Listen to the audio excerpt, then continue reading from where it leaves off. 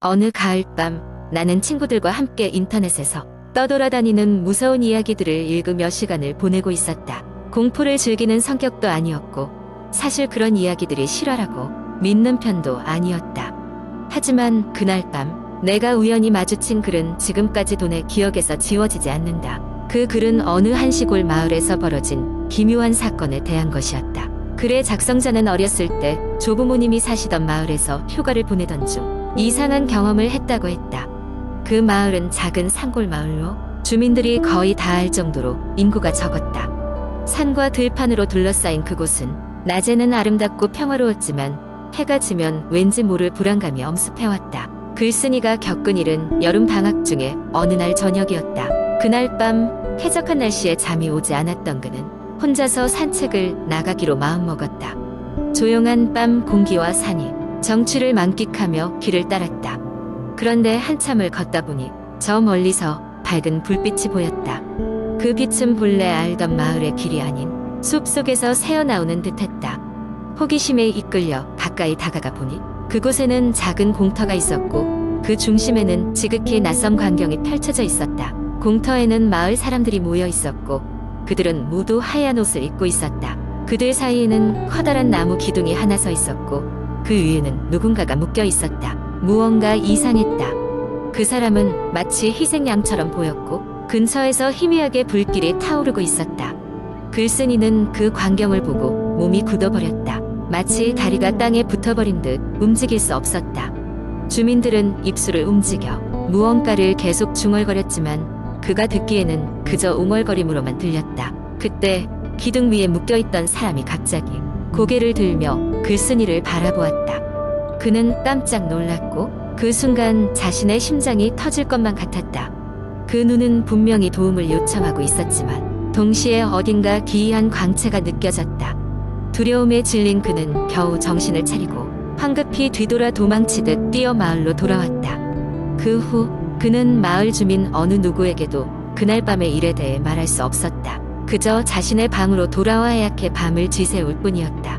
며칠 후 글쓴이는 다시 도시로 돌아왔고 그날 밤의 일은 점차 잊혀가는 듯했다. 하지만 꿈속에서는 여전히 그 장면이 생생하게 떠올랐다. 글쓴이는 그 마을의 비밀을 조사하기로 결심했다. 매일 인터넷과 도서관을 뒤져가며 그 마을에 대한 역사적 기록이나 전설 같은 것을 찾아보았다. 그러던 중 그는 오래된 기사에서 그 마을이 예전부터 이상한 의식과 연관되어 있다는 기록을 찾았다. 과거에 그 마을에서는 해마다 풍년을 기원하는 제사가 열렸으며 이로 인해 주민들은 마을을 떠나지 않고 그곳에 머물렀다고 했다. 그러나 몇십 년 전 이 의식은 정부의 개입으로 중단되었고 그 이후로는 흔적이 사라졌다. 돌이켜보면 글쓴이는 그날 본 것이 단순한 악몽이 아니었음을 깨달았다. 그 무언가 잘못되어 중단된 의식이 여전히 비밀리에 이어지고 있다는 생각이 들었다. 그는 스스로에게 그날 본 이상한 광경에 대해 기억해내려 애썼다. 하지만 시간이 지나면서 그날의 일은 점점 희미해졌고 그는 결국 그 마을을 다시 찾지 않았다. 이 이야기는 그가 인터넷 게시판에 남긴 마지막 글이었다. 그 후로 글쓴이는 게시판에 모습을 드러내지 않았고 그의 계정도 삭제되었다. 사람들은 이 이야기를 접한 후 한동안 그 마을을 검색하기도 하고 혹시라도 방문하는 이들이 생겼지만 그저 평범한 시골 마을일 뿐이라는 것이 드러났다. 하지만 일부 사람들은 여전히 그 마을 어딘가에서는 해마다 기묘한 의식이 이어지고 있을 것이라며 이야기를 썰로서 전하고 있다. 두 번째 이야기. 한국 인터넷상에는 다양한 공포 이야기들이 존재합니다. 이 중에서도 많은 사람들에게 회자되는 한 이야기를 소개해드리겠습니다. 이 이야기는 도시에서 일어났던 괴담으로 긴 세월 동안 사람들 사이에서 전해 내려오며 여러 버전으로 변형된 이야기입니다. 그럼 이야기를 시작하겠습니다. 이야기는 서울의 한 고층 아파트 단지에서 시작됩니다. 주인공은 이 단지의 15층에 사는 김민재 씨입니다. 민재 씨는 평범한 회사원으로 매일 아침 일찍 출근하여 밤 늦게 퇴근하는 생활을 반복하고 있었습니다. 어느 날 퇴근 후 집에 돌아온 민재 씨는 무언가 이상한 기운을 느꼈습니다.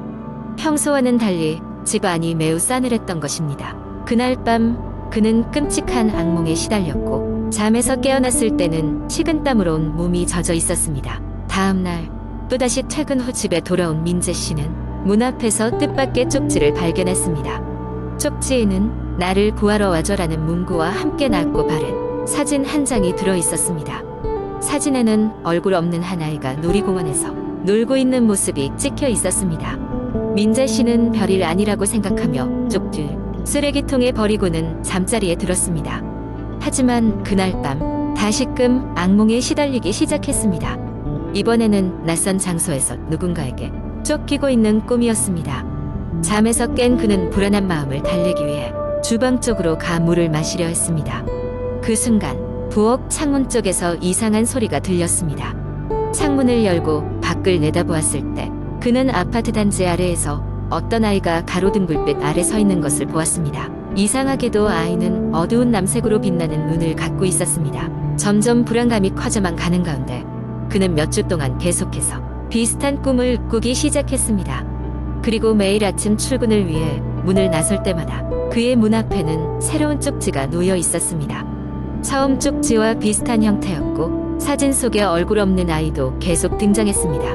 민재 씨는 더 이상 참을 수 없어 친구에게 조언을 구했고 친구는 그가 보고 있는 모든 현상이 스트레스로 인한 환각일 수도 있으니 한동안 머리를 식히고 쉴 필요가 있다고 했습니다. 그 말을 듣고는 민재 씨는 주말을 맞아 가까운 시골에 있는 펜션으로 혼자 여행을 떠나기로 결정했습니다. 그곳에서 잠시 머무르며 일상으로부터 벗어나길 바랐습니다. 하지만 펜션에 도착한 첫날 밤 그는 다시 악몽에 시달렸습니다. 이번 꿈에서는 얼굴 없는 아이가 그에게 다가와 무언가 알려주려는 듯한 것이었습니다. 눈을 작게는 민재의 펜션 창문 바깥을 바라보다 순간적으로 같은 아이가 그곳에 서 있는 것을 보았습니다. 깜짝 놀라라 하더니 다시 자세히 보니 아이는 사라진 뒤였습니다. 이후 펜션 주인과 대화를 나누던 도중 민재 씨는 가까운 마을에 오래전부터 전해져 내려오는 이야기 하나를 듣게 되었습니다. 그 이야기는 수십 년 전에 사고로 사망한 아이에 대한 것이었고 특히 그 아이가 마지막으로 목격된 곳이 바로 민재 씨가 거주하는 아파트 단지의 위치라는 것이었습니다. 소름이 돋은 민재 씨는 자신의 집에 서 겪고 있는 일들과의 연관성을 느껴 모든 일이 우연이 아님을 직감했습니다. 집으로 돌아온 그는 드디어 결심했습니다. 사진 속 장소를 찾아가 보기로 한 것입니다. 인터넷과 오래된 지도들을 참고하여 사진 속 놀이공원을 찾아내었고 다음날 그곳으로 향했습니다. 폐허가 된 놀이공원 안에 들어서자 그는 오래된 놀이기구들 사이에서 익숙한 기운을 느꼈습니다. 그 순간 멀리서 누군가 그의 이름을 부르는 소리가 들려왔고 그곳에 아이가 서 있었습니다. 아이를 향해 조심스럽게 다가간 그는 미소를 지으며 말을 걸었습니다. 널 구하러 왔어. 아이는 고맙다는 듯 민재 씨에게 작게 미소 지었고 그 순간 아이는 서서히 사라지기 시작했습니다. 그와 함께 민재 씨의 주변에 있던 싸늘한 기운도 점차 사라졌습니다. 이후로 민재 씨는 더 이상 악몽이나 쪽지를 받지 않았습니다. 그는 얼굴 없는 아이의 영혼이 자신의 존재를 알아주길 바랐고 구원받길 원했다는 사실을 이해하게 되었습니다. 이러한 체험을 통해 민재 씨는 자신이 겪었던 모든 일이 단순 한우연이 아니었음을 깨닫게 되었고 그 이후로 조금씩 삶의 태도를 바꿨습니다. 무심코 지나쳤던 주위 사람들에게 더 따뜻하게 대하기 시작했고 자연스럽게 그의 주변 사람들과의 관계도 좋아졌습니다. 이 이야기는 한 사람의 기묘한 체험과 그 끝에 이르러 찾아온 깨달음을 담고 있습니다. 우리가 일상 속에서 놓치고 있는 것은 없는지, 그리고 그로 인한 부정적인 기운이 우리에게 어떤 영향을 미치는지를 생각하게 만드는 이야기이기도 합니다. 세 번째 이야기, 믿거나 말거나. 이 이야기는 한국 인터넷의 한 커뮤니티에서 수많은 사람들에게 회자되었던 공포썰이다. 그러나 진위를 확인할 수는 없으니 그저 흥미로운 이야기로 들어주길 바란다. 어느 작은 시골 마을, 그곳에는 오래된 초등학교가 있었다. 이 초등학교는 이미 수십 년 전에 문을 닫았지만 마을 사람들은 그곳을 잊지 않았다. 이유는 바로 그곳에서 종종 귀신을 보았다는 소문이 끊이지 않았기 때문이다. 특히 여름방학이 다가오면 무서운 이야기를 좋아하는 학생들이 용기를 시험하기 위해 그곳을 찾곤 했다. 이야기는 몇 년 전 여름밤의 한 사건에서 시작된다.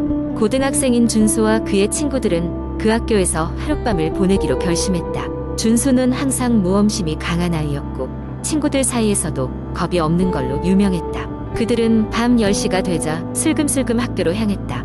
학교에 도착하자 그들은 먼저 학교 건물 의교실을 둘러보기 시작했다. 교실의 낡은 책상과 의자, 칠판에 오래된 낙서들은 불길한 느낌을 주었다. 친구들은 교실에서 서로를 놀라게 하며 깔깔대며 웃었지만 어느 순간 한 친구가 반쯤 열린 창문을 가리키며 조용히 하라고 신호를 보냈다. 아이들이 조용히 창문 쪽을 바라보자 바람이 거의 불지 않는데도 커튼이 살랑거리고 있었다.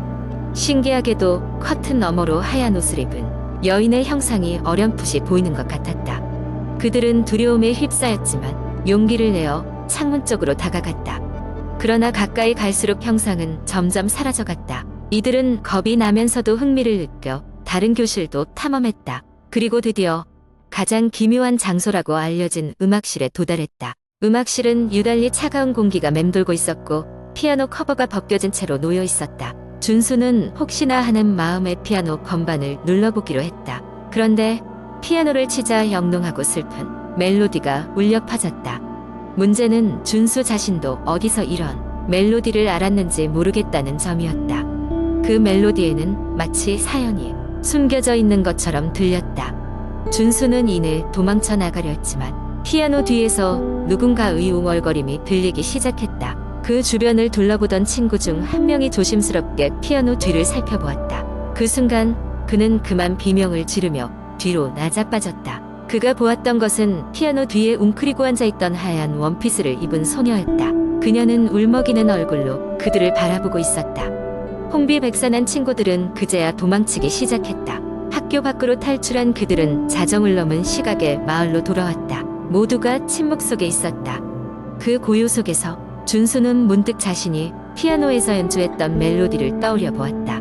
그리고 그것이 예전에 자신이 할머니에게 듣던 옛날 자장가 같다는 생각이 들었다. 며칠 뒤 준수는 다시 그 학교에 대한 이야기를 듣게 되었다. 마을의 노인들은 옛날 그 학교에서 어떤 슬픈 사건이 있었다고 했다.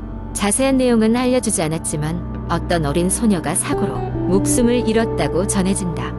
그 소녀가 가장 좋아했던 것은 피아노 연주였고 그녀의 영혼은 피아노 소리와 함께 아직 그 음악실에 남아있다는 것이었다. 이 사건 이후로 준수와 친구들은 다시는 그 학교 근처에 가지 않았다. 그러나 그날 밤의 기억은 그들 마음속에 오래도록 남았고 그들은 가끔씩 그 신비로운 멜로디를 어렴풋이 떠올리곤 했다. 그 이후로도 여름방학이 다가오면 그 학교를 찾는 학생들이 있었지만 그 누구도 준수와 그의 친구들이 경험한 것처럼 소녀를 마주친 사람은 없었다고 한다. 이 이야기는 사람들에게 영혼이 존재할지도 모른다는 믿음과 오래된 장소에 얽힌 사연에 대한 경외심을 남겼다. 누구도 그 학교에 다시 들어가고 싶어 하지 않았지만 비가 오는 날이면 마을 사람들은 종종 그 학교를 바라보며 옛날 이야기를 나누곤 했다. 그들은 그저 하얀 원피스의 소녀가 평온을 찾기를 기도할 뿐이었다.